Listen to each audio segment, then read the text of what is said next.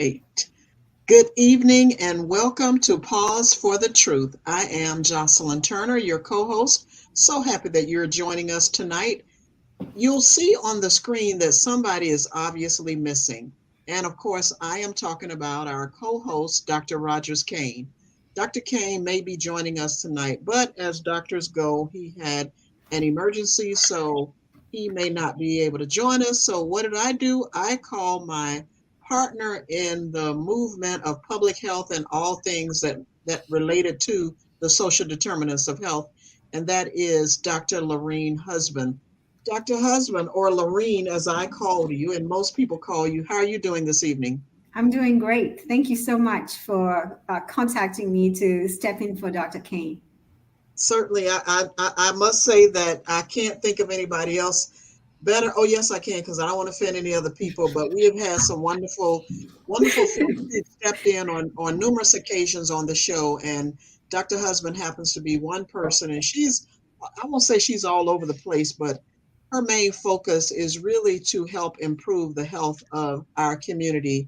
The main thing that Dr. Husband has been focusing on, of course, is addressing food insecurity in our community in so many different ways. We had Dr. Husband on talking about the Black Church movement, um, Black Church Food Security Network, excuse me, as well as talking about, oh gosh, climate change, you name it, anything related to making our community healthy for our family. Dr. Husband has been on board. So thank you so much for pitching in, and I know you're gonna engage in tonight's discussion that is a very important one. I tell you, when I turn on the television, I'm just so saddened to see, and I can't even say just turn on the television, but when I'm driving around Jacksonville, if you drive almost any community in Jacksonville, you're going to see what appears to be homelessness in Jacksonville. And I'm not going to say what appears to be homelessness. I'm going to say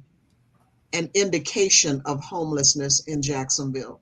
So we have some very distinguishing guests with us tonight. I call them distinguishing. One of these two individuals I just met, the other one, we go way back to the University of Florida. So I am going to introduce the lady first, and that is Dawn Gilman with Changing Homelessness. Just had the pleasure of meeting you. How are you doing this evening, Dawn? Doing very well. Thank you so much for having me on tonight. I appreciate it, and I know it'll be a very interesting discussion on what is out there and what we can do to change homelessness in Jacksonville. Absolutely. Thank you. Thank you so much for joining us. And we know that we're going to learn a lot from you tonight, and our listeners will be asking questions, and the show will be repeated. It is going to be available after tonight. And also joining is my friend, as I mentioned, from way back yonder at the University of Florida, where we met. I used to just call him Al Barlow, but now he is Pastor Al Barlow. And Pastor Barlow is representing the Housing for the Homeless campaign. He's a true champion of this cause. How are you doing this evening, Pastor Barlow? I'm very blessed, and thanks for having me on such a very, very good show and timely. Absolutely, very timely. Before we get started tonight, we want to show our listeners a couple of things, our viewers and listeners, I should say, a couple of things. We're going to show you a video and follow by a PowerPoint, and then we'll come back on the screen and start our discussion. Go ahead, Tyrone. For the homeless. He wants you to join him in supporting his idea of funding the build of tiny homes.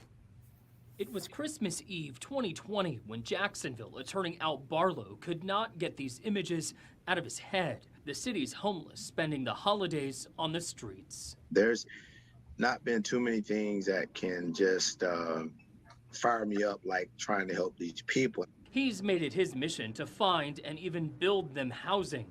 Barlow wrote this petition that would take 5 cents from each dollar given through grants and forgivable loans to companies who develop downtown and put it toward the funding of tiny homes. To be honest with you, I feel like almost everything I've gone through in life, a lot of hard times and everything else, brought me to the point to help these people. So it's like a a calling in life to me. Barlow is still working on his plan. He does not have a location nailed down yet, but believes this is the start of a solution to a problem that's plagued downtown for years. He created this website trying to get people to sign his petition. His goal is to get 3,000 signatures before the start of May. I'm just legally taking advantage of a constitutional provision that we all have a right to do. I'm taking the next step. We will be posting a copy of Barlow's petition in this story on firstcoastnews.com. I did reach out for the city for comment, but have not heard back. But what do homeless organizations think of this idea? I will have that all new for you at 6.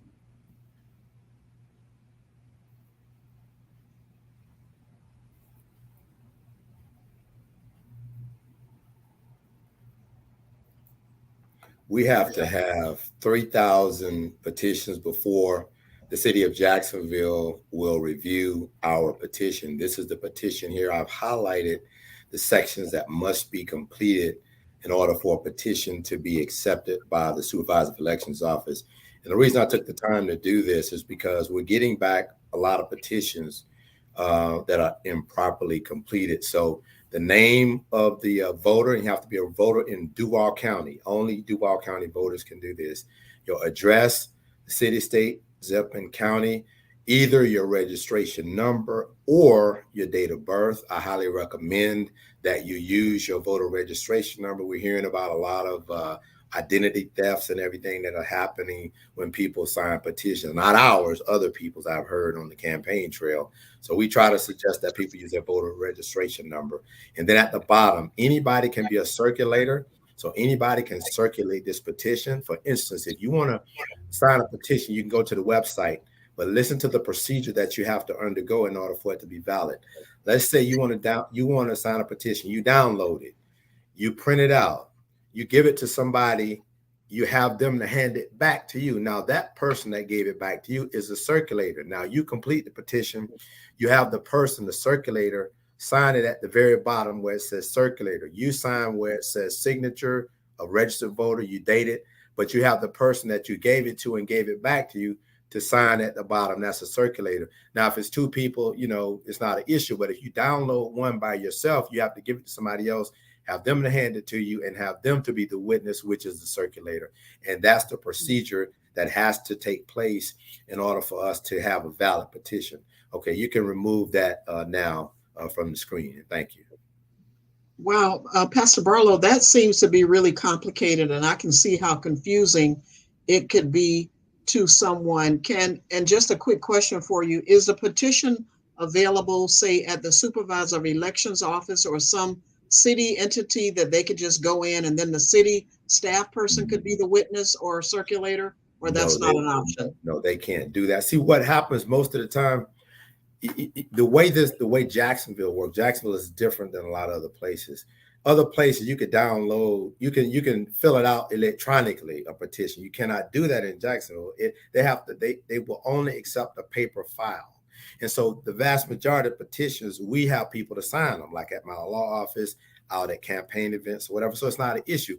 But if you want to download one from the computer, okay, and you want to do it yourself, then you have to go through that process for it to be valid. But if let's say you want to download 10 and you want to get 10 signed, it's not a problem. You just download 10, print them out, have 10 people to sign them and turn them in. But if you want to do one yourself, you have to go through that process because we have to have a paper document to turn in. But most of the time, that's not the issue. People are just not following instructions because I'm writing letters and explaining everything. And then I get petitions back. They just haven't followed the instructions. And I think before the end of the show tonight, people will have an opportunity to perhaps hear about some places that you're going to be or the campaign is going to be so that they can know that they're closing that loop with completing the form.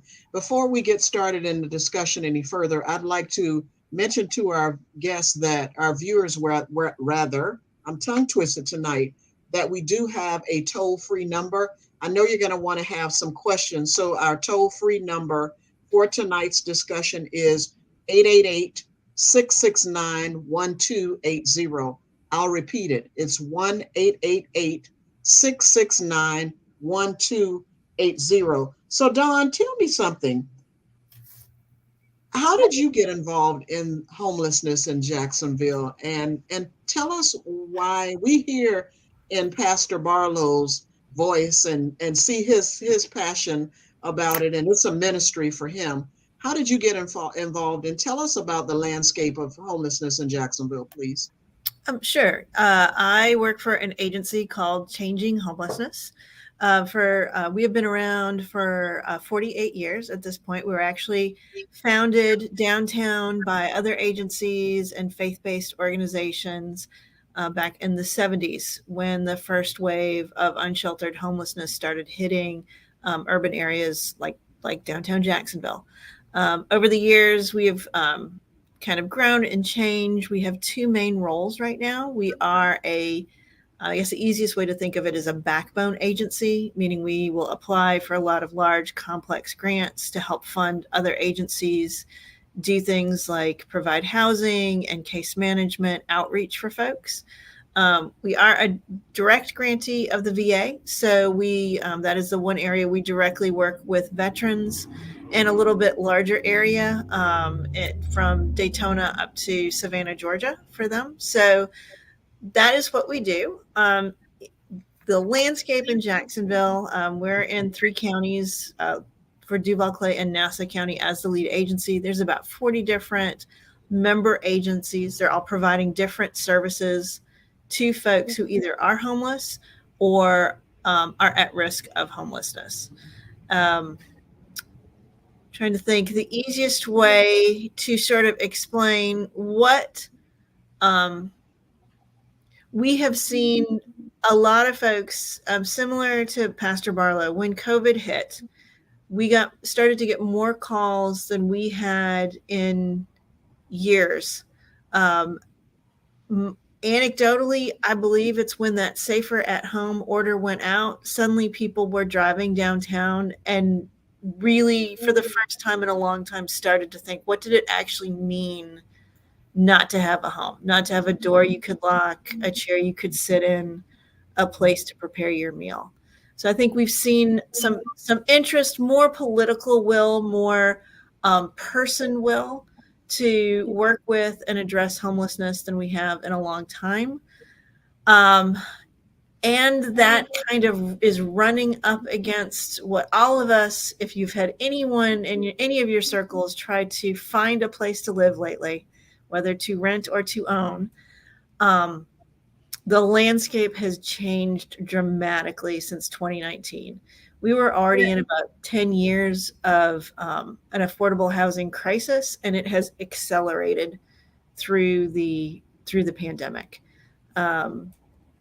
For example, through the Jacksonville Housing Authority, there are about 250 households who either have a HUD-VASH voucher or an emergency housing voucher who have them in hand, and in close to over 100 days cannot find housing in that price range. So there are people out there working on this. There always have been. And we got a surge in funding through the pandemic. And just as we were getting that surge, we started running up against the increase in housing at all price points throughout our community. So I guess from my perspective, that is what I am thinking about a lot, is how do we help folks now who are literally homeless, and as the COVID funding, federal funding is winding down, how do we shore up other safety nets to ensure people don't experience homelessness if there's any way possible for that? One of the things I think about is, and Dr. Husband, you can chime in as well, because Lorene, I'm sorry, Lorene, I just went from Dr. Husband to Lorene, sorry. But anyway, when we talk about addressing hunger in Jacksonville or Northeast Florida, Lorene always says we just can't pass out food to people. That's a temporary fix, right? What's the long-term solution? And I think that's what I'd like to talk about. Are you aware of any best practices, if you will, or are there any other cities in Florida or the nation that are doing some things that maybe we should consider doing here in Jacksonville? Because I watched the show Tiny Houses, for example. And I thought that that was the cutest thing. And one thing that Jacksonville boasts of, when I came from public health, that Jacksonville was the largest city in land in the nation. I mean, God forbid, we can't put a bunch of tiny houses on some of that land. So, and I think what Pastor Barlow is especially talking about is unsheltered or street homelessness. People who are literally on the streets, they do not have a safe place to go. The community that I know of that I've visited that actually is done the best is one that might surprise you. It is Cleveland, Ohio. For a decade and a half, they have done the really boring, hard work of planning, braiding funding. They ensure that they build a new permanent supportive housing apartment complex annually. So they're always adding to their deeply affordable housing stock. They have very coordinated efforts amongst the different agencies to ensure that they quickly identify people who do fall into homelessness.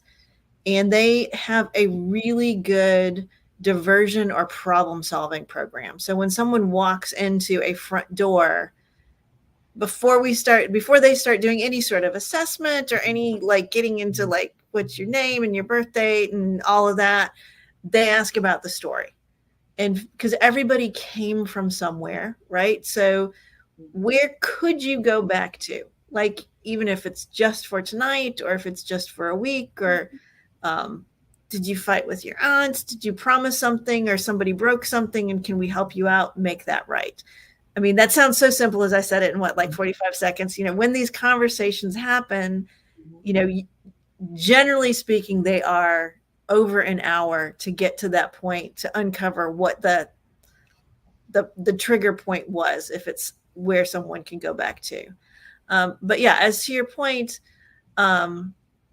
shelters fix an immediate need, right? If someone is homeless tonight, they can be the place for someone to go, just like a meal at any of our missions or shelters that gives a meal today for that meal that you need.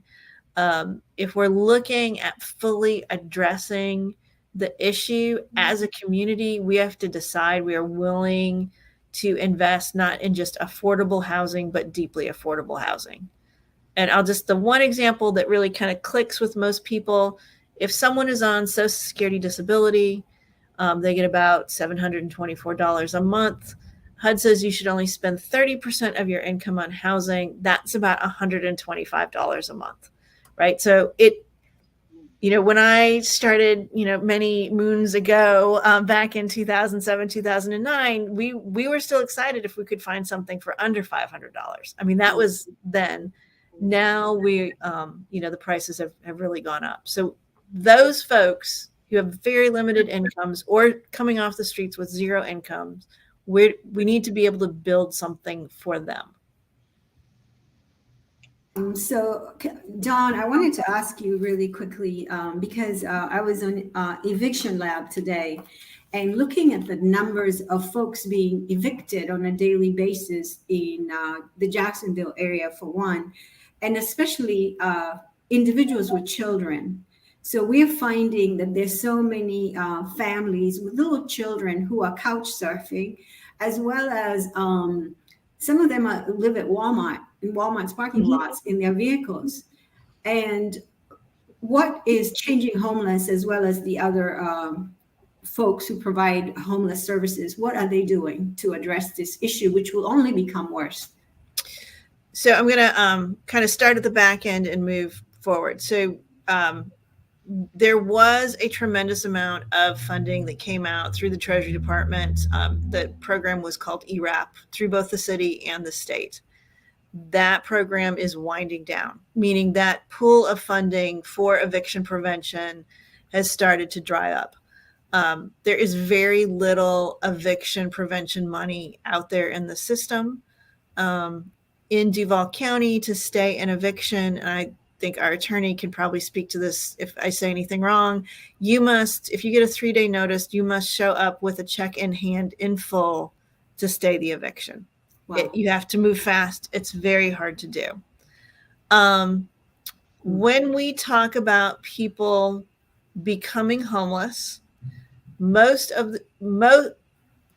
I'll go back to the Great Recession because that's the most recent, somewhat similar kind of shock to the system that we've had nationwide. Most people who are evicted will never become homeless. They will couch surf, they will double up, they will move in with friends and family until they can figure it back out. Some will, but it's more about 2 to 3%.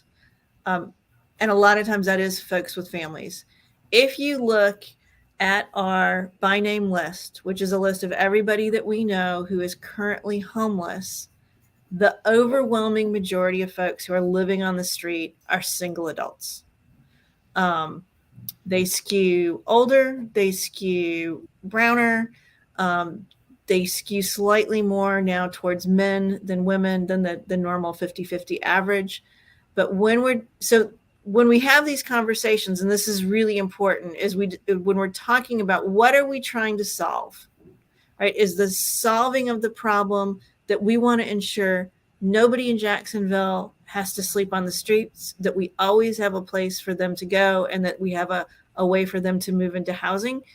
That is a population that is different than if we're talking about people who experience evictions. And in no way am I saying that evictions are not traumatic. That can be a trauma for a family.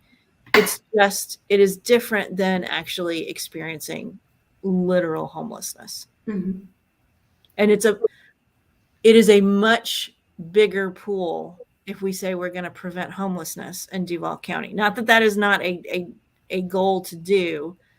A more measurable goal is homelessness. We can see the people who are out experiencing homelessness, who are sleeping on our streets at night.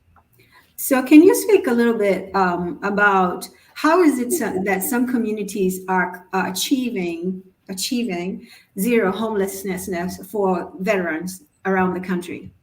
That is an awesome question. So, because I don't necessarily like the word zero, it's functional zero. So right.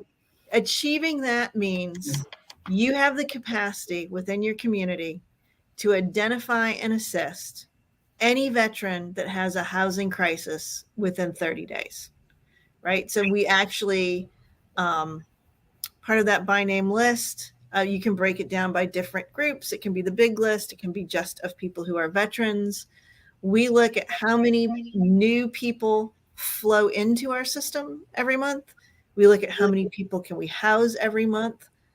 The amount that we can house every month is our capacity. To actually start moving towards functional zero, you got to be able to house more people out than flow in or experience a housing crisis. So it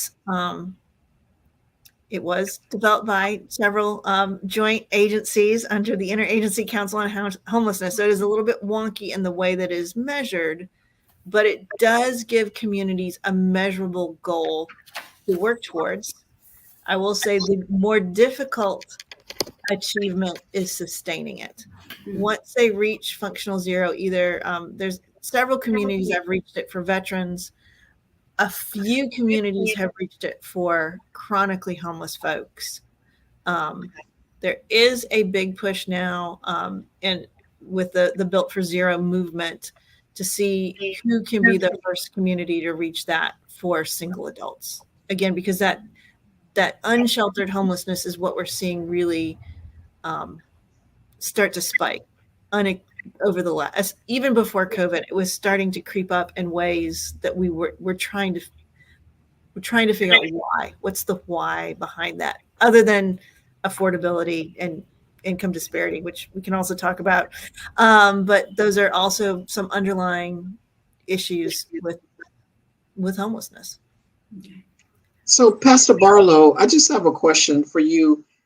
How did you, I know you're a pastor, and I know God lays things on our hearts and our spirit. And I know that once you get into something, you're going to give it 110%. But, I saw the interview that you did with First Coast News, and your solution, if you will, or suggestion or recommendation is that we make it law, and I may be saying it wrong, you're the attorney, so correct me as you need to, that if we just take 5 cents, I mean, if we think about it, if we give up 5 cents, and not even us, you're talking about businesses, right?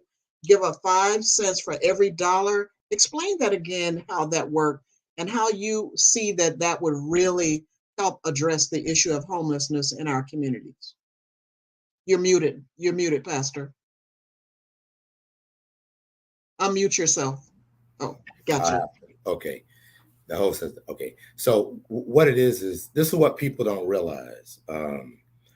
The city of Jacksonville gives grants, loans, and forgivable loans to millionaires like you wouldn't believe. Last year alone, the city of Jacksonville, through the Downtown Investment Authority, gave away $500 million to wealthy people to renovate old buildings downtown and or construct new buildings. Now the city, that is an investment for the city. And so all I'm saying is for the loans that don't have to be repaid, that's the forgivable loans, and for the grants, reserve 5% of that money that's it's coming from the city going to the rich. We're talking about reserving 5%. You just calculate 5% of $500 million, and you'll see how much money that is to build housing for the homeless. It can be, what I'm trying to do is wide open. And I thank Dawn for helping me to modify the petition, because the original petition I had was for tiny housing exclusively, but I had a good conversation with her and she kind of schooled me on some things. And I modified the petition so that it can do tiny housing. It can do rent assistance. It can do a wide variety of things, but you have to change. And what I asked the city of Jacksonville to do this. I talked to Mark Lamping, who's the CEO of the Jaguars, when he was going around trying to promote their proposal for the city to give them $100 and something million, and the city gave it to him. And I asked him publicly, would you support a proposal that would require the city of Jacksonville to set aside a portion of those funds that are going to you all? And he said, yes, I have him on audio. He said, yes, I think that's a good idea. We would support something like that. He said, but what we're not going to do is tell the city council to do that. That's a policy decision that they have to make, or guess what? We, the public, have to make it for them. So what I'm trying to do, I've asked the city to do it. They wouldn't do it. The mayor ignored me. All the city councilmen ignored me, with the exception of one, but he said they wouldn't do it. And so what I did was I put my legal hat on and I drafted a petition that if it passes, it's going to require the city of Jacksonville to set aside 5% of every grant and forgivable loan. Now I'm going to say something that's going to upset some people, but that's corporate welfare. That's what that is. And so I was meeting with some people that from the mayor's office and one of the city councilmen last year, and they asked me, so, well, Pastor Barlow, what do you think the city's responsibility should be towards providing permanent housing for the homeless? Now that was kind of a catch-22 question, okay? Because what they were really asking me is, should the city be giving welfare to the homeless to build housing? The answer to that question is no. No, they shouldn't. But guess what? The answer to the question that they never asked me was, should the city be giving away $500 million a year to the rich to build housing? I mean, to build new buildings downtown. The answer to that question is no. But since they're going to do it for the rich, we can reserve 5% for the poor. So if they can do that for the rich, they can do it for the poor. And so what this law will do is it will change the charter to require 5% of that money. So if they don't give away any more money to the wealthy, none would come to the homeless. But as long as they give money away, and they're going to do it, 5% of it, if this passes, will go towards helping permanently house homeless people. So when you get the signatures, what's the next step? You get the signatures. How many signatures do you say you need? This is a two-step process. First of all, you have to have 30,000 signatures, valid signatures by November 29th. But before you get there, you have to do 3,000 for the general counsel's office to review the legal sufficiency of the petition. And if they determine that it's not legally sufficient, I have two options. I can take it to court and let a judge review, which is what I'm going to do, or I could just start all over. I'm not going to do that. I'm going to take them to court, and I think I'm going to have to take them to court. But I need 3,000 petitions in order to do that. And let me just be honest with you. This is all of our problem. This is not just the city city's problem. It's not the mayor's problem. It's all of our problem. I'm trying to get people to understand, listen, it's in your own best interest morally, psychologically, emotionally, politically, and economically to help these people, because I'm sorry to tell some people, within 2 years, some of the people who think they're fine right now, they're going to be homeless. It is coming like a freight train. Nobody's going to escape the impact of this. Nobody's going to escape. So have you seen any examples, either you or Don, Pastor Ballo, where other cities have implemented a similar strategy? And if so, how's that working? No, ma'am. This is not cookie cut stuff. See, this is what I'm doing here is, to my knowledge, has never been done anywhere ever. And that's why a lot of people don't even understand it. It's new. It's just out of the box. And all I'm doing is time. If the city stops giving away hundreds of millions of dollars, this wouldn't even be possible. But I don't think any city has ever done anything like this. I want to ask Dawn to let you all know what she took. That reporter who interviewed me, he contacted her and he asked her how much she thinks that it will cost to house homeless people. And she told him. Can you tell us that figure that you told him? Sure. So because it's numbers, right? So the first thing I think that's most important, we're already paying for folks that are homeless, than living on the street. Ability Housing, I believe it's still on their website, but it costs about $30,000 per person per year for a chronically homeless individual to be on the street. That's they're arrested for petty crimes. They get transported by ambulance. They go to crisis stabilization units. So there is already a cost, a large cost to do nothing. To stably permanently house someone in permanent supportive housing is about $20,000 per year per person. Wow.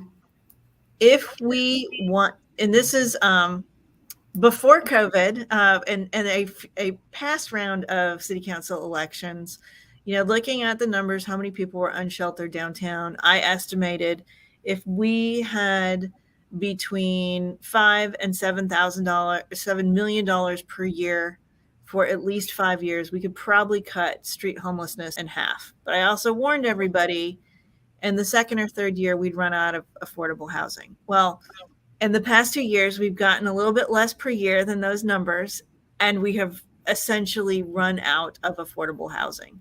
So it is a tangible number to do this, but it's not a one and done, right? Just like everyone's looking for a single project to bring back downtown, there's not a single apartment complex, there's not a single program, there's not a single anything that will significantly reduce homelessness.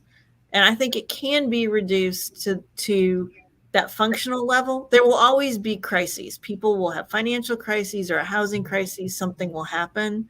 But we want to get to the point where we can respond to those crises quickly. And to your question earlier, for those folks who are facing eviction, if we can house our folks who are chronically homeless, who have a physical disability, who are living on the streets, we can then start moving upstream. There's more resources that would be available to keep people in their housing, to start doing more diversion or prevention, versus right now there's a lot of people living on the streets that need a lot of help to be able to stay housed. But I don't know why, Don, I'm sorry, Pastor, my thought or vision of, remember Jerry Lewis, wasn't that his name? He used to do the telethon every year. I'm thinking, we raise funds as a community for so much, and I'm not suggesting, Pastor Barlow, that this would not take the place of what you're saying, but I mean, people come together and raise money for stuff while we're waiting for all of these legal things to go through.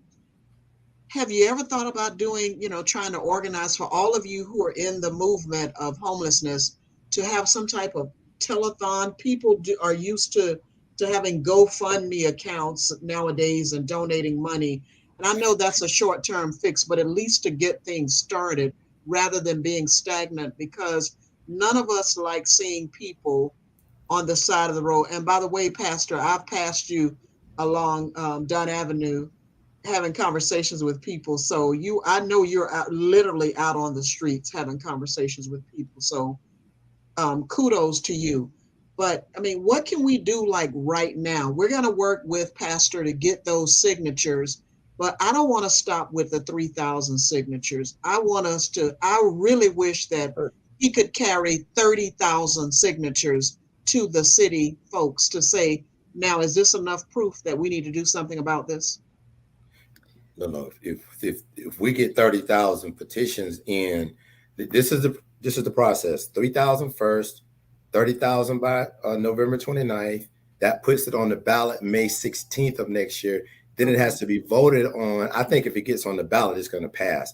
If it gets on the ballot, it's going to pass. And then the money starts rolling in after that. And so this is a long-term fix. You know, when I first started, I was giving about $500 a week every Friday in gift cards to Winn-Dixie and Harvey's.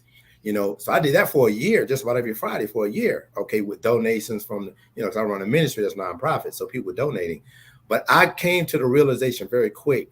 They get food, they get fed real good Saturday and Sunday. Now, they might starve Monday, Tuesday, Wednesday, Thursday, but a lot of people are helping them with food on the weekends. But what they need is housing. So I shifted gears and you know, so 30,000 by November 29th, gets on the ballot by May. And then if it passes, then that money will start rolling in automatically. And this is a long-term fix.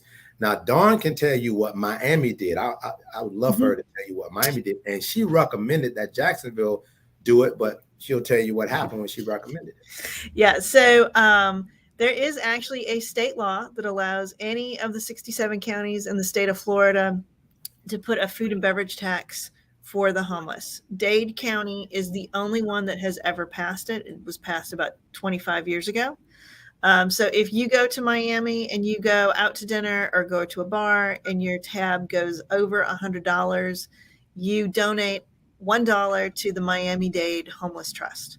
So they, on average, I'm trying to remember, I believe they get about $7 to $8 million a year. Again, that was pre-COVID. I believe they're back up with tourism again with that. So that money goes to the trust. 85% of it goes for homelessness. 15% of it goes specifically to assist folks fleeing domestic violence. It has been very successful for them. It gives them a guaranteed or a predictable income stream that they can be the first money in on a permanent supportive housing project or be the last money in. Or there was a question about mental health. It can provide case management, other medical services, all of the wraparound. It can do anything that is in the plan to end homelessness. It is eligible for that. However, it is. What happened in Jacksonville? Why didn't we? What needs to happen in order for that need to happen? For that to happen, rather. It would be something similar to what Pastor Barlow is doing, meaning it would go before the voters or city council, but then it must be approved by the state legislature. So in this past session, there were 3 municipalities. Miami Beach was one in Dade County that chose initially not to go in with the trust. Well, they have seen, if you go to the last time I was in Miami, if you go downtown, almost no homeless folks. You go to Miami Beach, there's a lot of homeless folks because there's a different level of services available to help work with them. Even though those communities said they wanted in, they were choosing to tax themselves to help with the homeless, the state legislature turned them down. So that is, I'll do it politically correctly. If the state legislature stays in the same general makeup that it was last year, even if they, Hillsborough County or Duval County or any of the large counties in the state said, yes, we want to do that too, it is unlikely for us to get permission to do that. But Dawn, what was the first administration in the city of Jacksonville that you introduced? I believe you sent that bill to at least 1 or 2 administrations, did you not? I have talked about it for several administrations. So I have been in this seat running this agency since 2009. So that would have started with the Payton administration, and we have moved forward in every iteration with that. That they are definitely aware that that exists, and that's a mechanism they could use. And so, ladies and gentlemen, what she's really speaking very diplomatically right now. I don't know if you can tell or not. She's very, very good at what she does. But you know, I'm an agitator. I'm a sledgehammer. When a sledgehammer is necessary, I'm going to pick it up. And so I'm going to pick the sledgehammer up right now. Excuse me. The city of Jacksonville does not have the political will to do this. If the city had done this, I wouldn't be out here trying to get 30,000 petitions right now. But the city of Jacksonville will raise a tax for what they want to raise a tax for, but they won't do it for something like this. And I just heard yesterday, I haven't seen it on the news yet because I've been busy, but I got one of the persons on our campaign committee told me yesterday that they saw a story on the news that one of the councilmen is getting ready to introduce legislation to outlaw panhandling, which is, it's kind of like a fad going across the country. Well, I posted this right here. Let's get ready to rumble. I'm going to fight that all the way. You're not going to listen. You're not helping the people with a tax like Miami did. You're not signing up. You're not, doing what I asked you to do to set aside 5% last year. You're making me file a petition to get 30,000 signatures. And then on top of that, you're going to tell me that you're going to outlaw panhandling. You don't want to help them and you don't want me to help them either. No. So what's happening around the country is that they're outlawing helping people. So if you go in certain cities, if you hand a homeless person something, that's a misdemeanor. So they're not helping and they don't want you and me to help. We have a problem. So have they gotten around, those cities and counties getting around the federal legislation that says you cannot criminalize the unhoused individuals? So they are going after the citizens who are giving out the gifts? They're going after the homeless people in some cities. And in other cities, they're going after the persons who help homeless people too. I've seen it both ways. I've been scouring the country for over a year, seeing what other cities are doing, and that's how I know I've seen anybody doing what we're trying to do right now. I believe that if we do this, it'll be a model for the nation because it's not causing a taxpayer, it's not causing a tax increase. It's coming from the money that they're giving to the rich already. So it's the rich that's really paying for it. It's not the taxpayer. So let me ask you this, since Dawn talked about a little bit about what happened with Miami Beach, and that sounds to me like preemption. So what if we were to go through this petition and we get, the citizens vote, we have seen the last few years where the governor and the legislator has come back and said, no, counties and cities cannot do that. No. Legally, what's possible? No. See, we are a consolidated city, and under our charter, we have the right to do this. Like, for instance, like that thing with the sheriff just now, had he been in another county, he could have moved, but our charter forbids that. So our charter allows us as the people to change it, which is the Constitution, when the elected officials won't do it. So if we vote this into law, if the General Counsel approves the language of the petition, the legal sufficiency of it, or if they don't and I take it to court and a judge does it by order and then it gets on the ballot and it's voted into law, the state can do nothing about it. The federal government can do nothing about it. The money will start rolling into the homeless.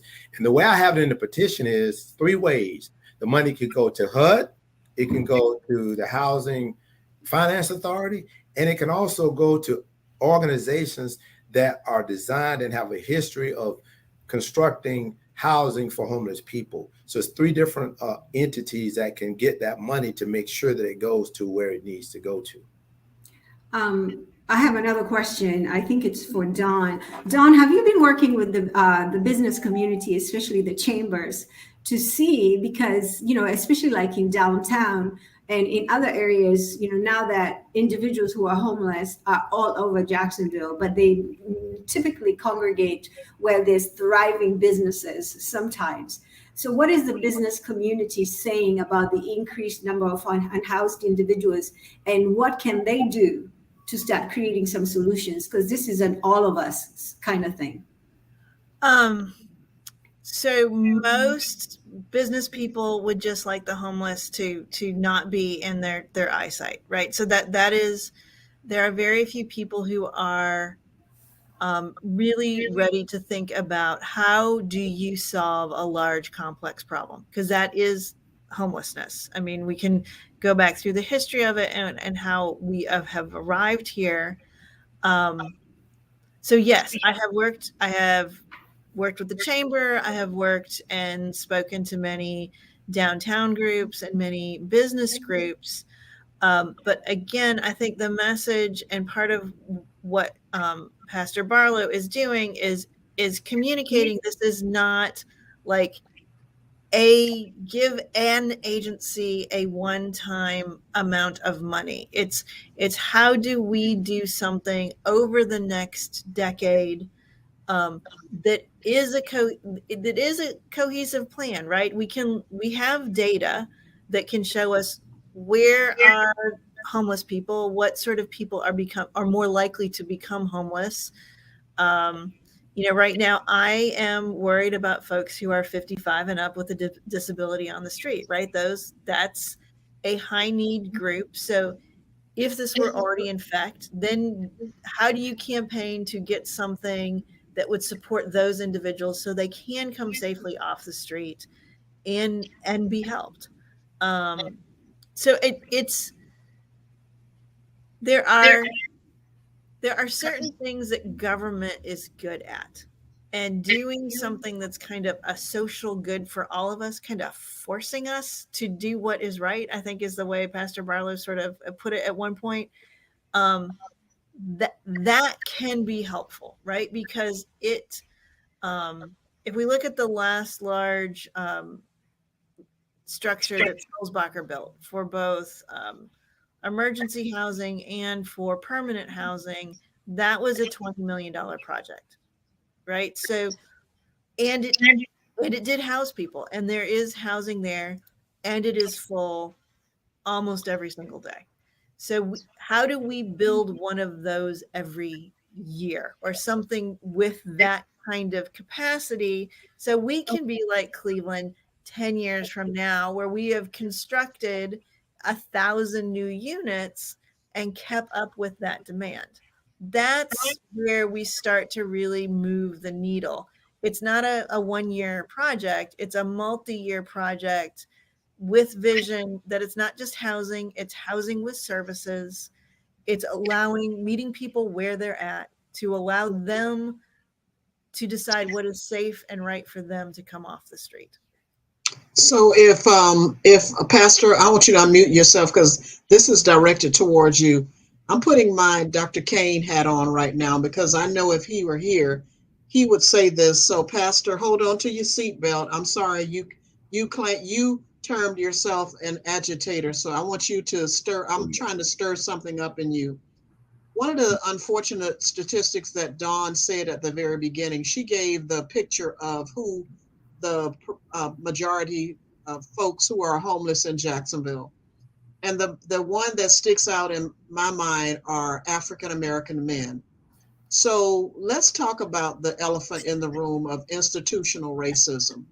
What is your opinion, Pastor, about the institutional things systems that are still in place that do not allow, prohibit, do not encourage, do not assist, say it how you want, for the Black man to thrive?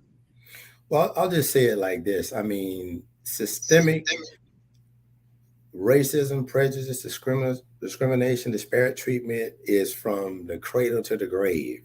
I mean, in every aspect of society, period. I saw it when I was in law school. It's generational. I mean, so it goes from every aspect of society. And so it's just baked into the United States of America, into the legal system. And a lot of times you don't recognize it until you go somewhere else. When you go somewhere else, you do some traveling, you go to other nations, you can see the difference in how people treat you. You know, I've been to overseas and everything, and just people come up to you and nice, speak to you and everything else. It's a whole different ballgame. And even interstate is differently. You can go to certain states and they treat you a lot differently than they do in the South. So there is institutional racism on all levels. I've seen it in law school. I see it in court. I've drafted some some software that we use to try to help people get equitable sentences. But even in that, more Caucasian attorneys use it for Caucasians and African American attorneys use it for African Americans. So it's just there's it's baked into the system. But I want to go back to something Dr. Husband asked Dawn a minute ago, because I've talked to the chamber. I've talked to their media person about what I'm trying to do. He never got back to me. So that told me, because he told me he's going to talk to the powers that be over there to see if I can get an audience to talk to them about this proposal. Never heard back from them. So one of the things I'm doing, by the way, is eliminating excuses. So people are not going to say, well, Barlow never came to us. We never, no, you heard about it. You rejected it. You had a question on here I saw earlier that Dawn can address. They asked about services for the mental health services or whatever. When Dawn mentioned case management services, kind of tell them what all that includes, Dawn, when you say you all provide case management services. So case management is whatever the individual needs, right? So it can be intensive, right? There are people, and I'm gonna go into a little bit of what like our acronyms or what we talk about when we're working with someone and trying to determine how vulnerable are they. We're going to look if they have a disability. It could be a mental health disability. It could be a physical disability. It could be a substance use disability. So if you look at the most vulnerable folks, they're actually what we now are calling trimorbid, meaning they've got all three. Some folks are duly diagnosed. They have two of the three, and some have a single disability. And folks living on the street, there's probably a smaller percentage of them with a severe and persistent mental illness than you would think. I mentioned that 50. So yes, we offer mental health counseling. We offer other resources for them. And when we start talking to people, right, this past couple of weeks, it's been unbearably hot outside. If a person gets dehydrated, they may exhibit symptoms that you might think they either were experiencing dementia or a mental illness. If they get rehydrated and get some protein, those symptoms may go away. So sometimes it's that moment that you're talking to the person and figuring out what they need. We talked about this earlier. What do you need right now, this instant, to help you? And what's your long-term plan that we need, both for that individual and for our community? So yeah, a lot of times when we write grants, the cost for the case management is close to the cost for housing, because we try to ensure that the ratio of households to case manager is between 15 and 25 per case manager, so they can truly assist those folks that need it. So, Don, when I came to Jacksonville in 2010, I think I got to learn about what Changing Homelessness does, I think in 2011, and I got to learn about who you are in the way that Changing Homelessness, with all the partners under who do those type of services, the way you manage the TB crisis in the region.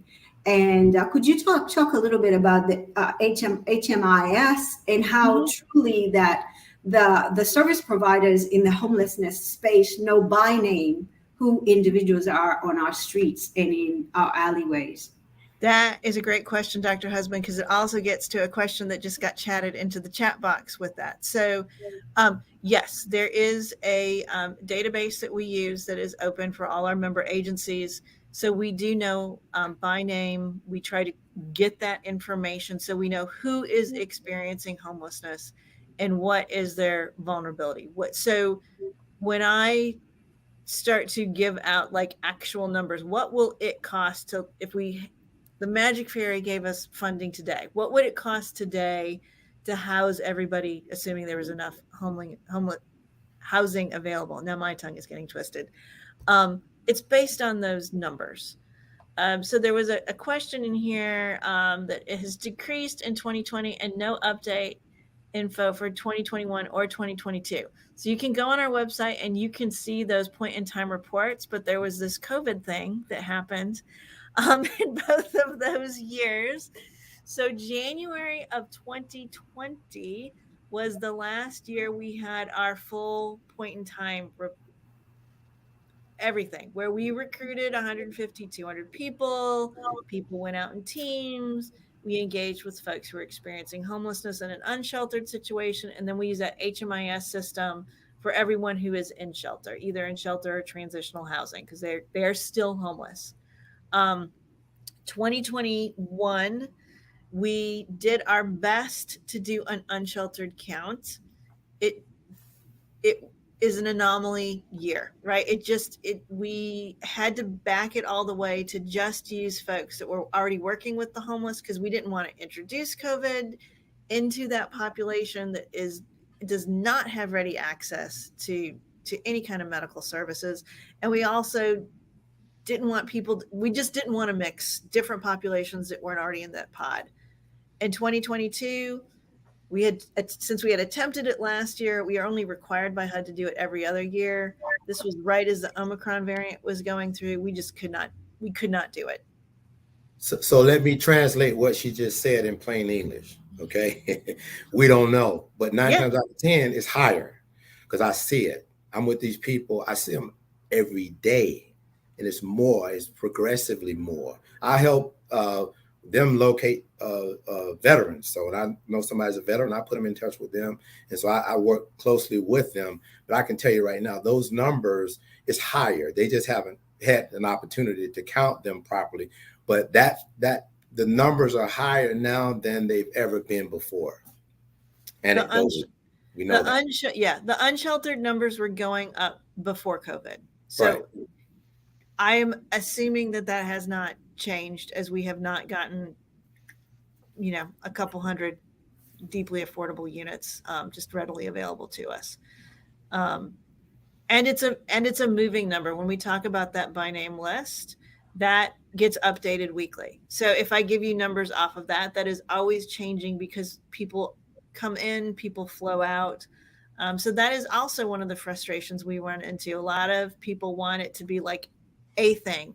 You do, if this happens, we'll see that end result, where I think, as we've talked about, it's a long, redlining happened back in the 1930s, and we're still dealing with the repercussions of that and the housing in our community today, 100 years later. So I think it will take a while for us to come out of it, but it is not impossible.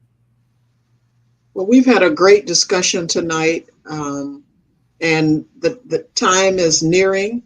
We're almost at the 7:30 mark. We certainly don't want to keep our guests beyond the hour. We could definitely have you back on, and hopefully Dr. Kane will be with us in addition to Dr. Husband. We don't want to remove Dr. Husband from the discussion. But at the end of our show, we like to always ask our guests to end with your final thoughts as we really talk about homelessness and how to move people to stable housing. So Dawn, I'll start with you. What are your final thoughts about tonight's discussion? So I'll end as I usually start. If you see me speak in public, housing as we know it today in the United States is a completely solvable problem, but it will take resources to get to that solution. That's so encouraging. Thank you. Pastor Barlow, what are your final thoughts with tonight's discussion? And don't forget to make your plug. I don't know why I say it to you, don't forget, but make your plug about the signatures. Please log on to housingforthehomelesscampaign.com, housingforthehomelesscampaign.com, because we have to do this right here. We have to end homelessness, no more homelessness. The bottom line is that I was moved with compassion about these people, because it's only but by the grace of God that I'm not homeless myself. And I think that's the perfect position for us to be in, mentally, spiritually, emotionally, and psychologically. One of the things I'm trying to get people to understand is, a lot of people come out and they do some great things, but it's a one-time thing to them. They'll come out and give them a sandwich or two, and they think they've done something good. That's good, but they need a sandwich tomorrow and next week and next month as well. And so what I'm trying to get people to understand is this is our problem.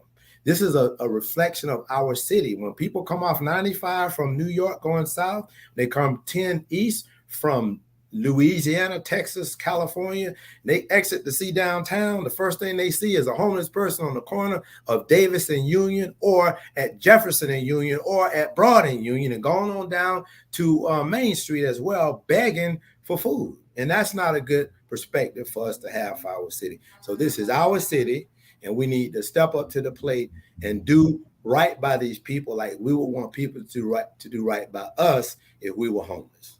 Amen. Amen, Pastor. Dr. Husband, what are your final thoughts regarding tonight's discussion? I really enjoyed our panelists, and so in my regular day job as the Director of Public Policy and Community Engagement, one of the critical strategies we're working on as a food bank is ending poverty. And we know that housing plays a major role into why people are coming into our food lines. So I would love to meet with you, Pastor Ballo, and Don, you know I'm always available for anything that I can ever do, because Pastor Ballo, I can help you get your signatures because we have access to over 30,000 individuals a day. Hallelujah. But I have to get permission first. In the name of If Jesus. we're not able to do it as an organization, I will give you access to the citizens and you can do what you do. In the name of Jesus, that shall be done. Thank you all. This is a very, very, very, very informative discussion. I really appreciate your passion. First of all, I'm loving your passion about this, because the notion of, am I my brother's keeper? Yes, we are, right? That comes to mind for me.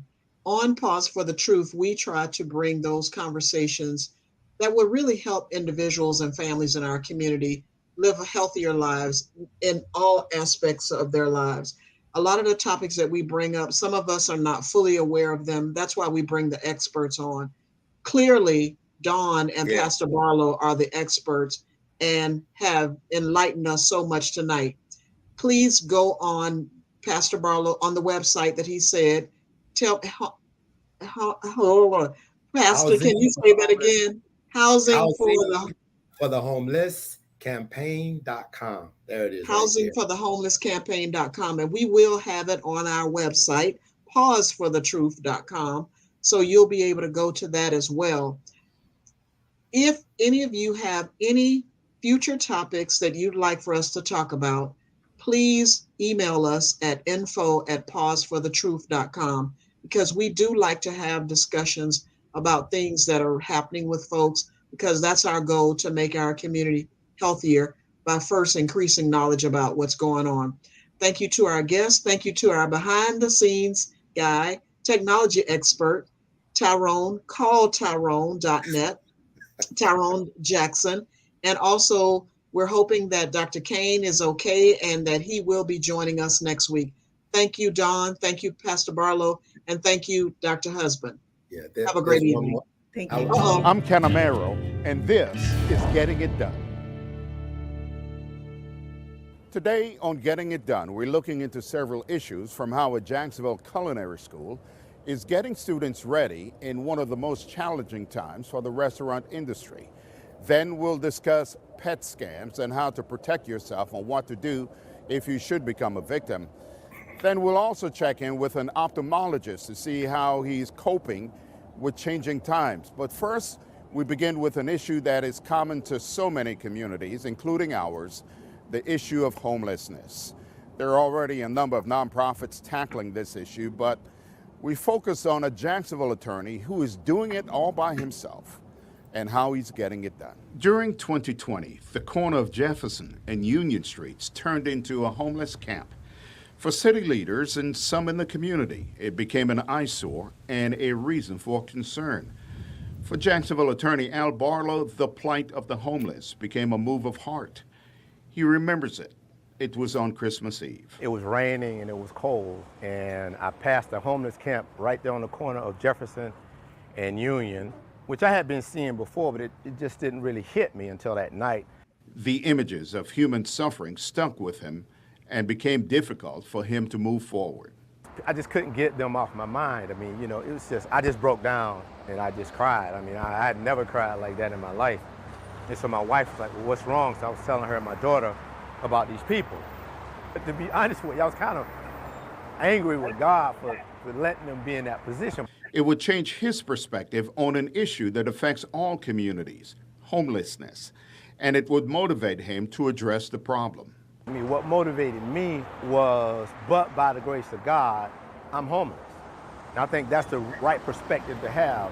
These are good people. Bad times have befallen them, and they're great people. I pray over them. They're my friends now. And so these are not the people that a lot of people think. These are not murderers, rapists, robbers, arsonists, kidnappers.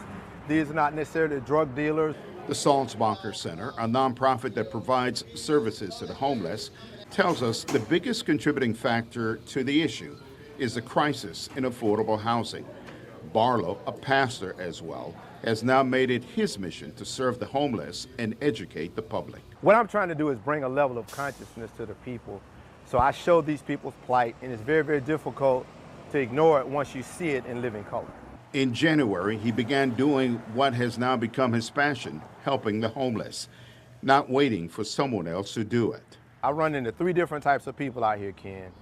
The first one, they really feel sorry for the people, honestly, but they won't lift a finger to help them. They honestly feel bad, but they won't help them. The second person feels bad enough to do something about it. They will actually help. They will give them the shirt off their back. Then unfortunately, you got a third person.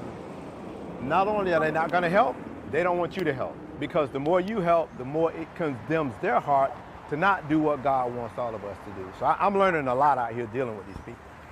Why do you think it has gotten apparently worse than it was 20, 30, 40 years ago? Because we, the people, are not holding our elected officials accountable. There's enough blame to go around with each successive administration. After working in the community for months, Barlow now believes the city needs to do more. He says it takes a commitment. But I have the president of the Jacksonville Jaguars agree with me in a public meeting that they have a responsibility to take care of these people, and if the city of Jacksonville passes an ordinance to reserve 2% of the money that they give out, he supports it as long as they're not exclusively getting it from the Jaguars. Yet the city, and I've sent it to every city councilman and the mayor, yet they won't do the ordinance. He has become a voice for this voiceless community. They don't have a voice. That's one of the reasons I'm using everything that God has given me. I'm using my law office, I'm using my ministerial pursuits, I'm using my connections and everything else, Facebook, Twitter, whatever I have, to be a voice for these voiceless people. And while he fights the politics on one end, every Friday he takes $500 in gift cards to the homeless community, a small contribution to making a change.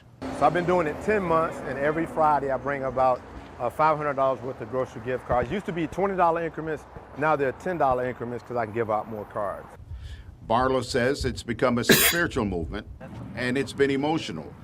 And every day he is looking for ways to get it done. I fight back tears now because, to be honest with you, and I think I told you this, if I didn't tell it to you, I've told it to many other people.